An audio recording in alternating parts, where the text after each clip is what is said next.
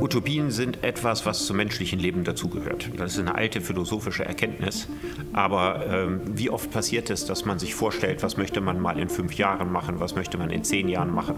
Oder sich die Frage stellt, könnte mein Leben nicht ganz anders sein? Das kann das Private betreffen, das kann den Beruf betreffen, das kann die Lebensumstände betreffen, das kann das Land, in dem man lebt, betreffen.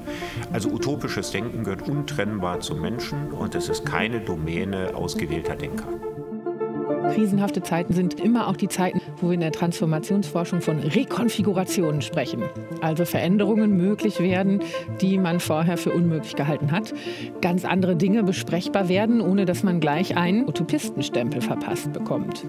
Weil sie auf einmal wahrscheinlicher werden, weil die Möglichkeitsräume, weil die es hinterfragen, wie sinnvoll und unveränderbar der Status quo eigentlich ist, nach vorne rücken. Und vieles von dem, was wir heute denken, wird vielleicht seine Spuren hinterlassen bei der Gestaltung der Zukunft. Weil eines ist klar, wir können die Gestaltung der Zukunft nicht allein von bestimmten wirtschaftlich-technischen Prozessen abhängig machen, sondern wir müssen die Zukunft gestalten. Und um die Zukunft gestalten zu können, brauchen wir sehr gute Ideen.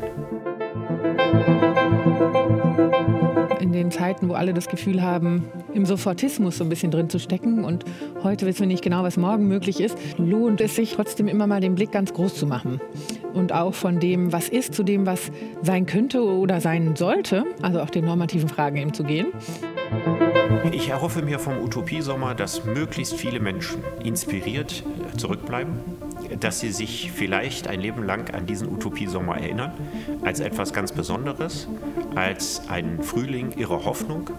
Und mit irre meine ich nicht irreale Hoffnungen, sondern einfach Hoffnungen, die sich auf Dinge richten, die man sich zuvor nicht hat vorstellen können.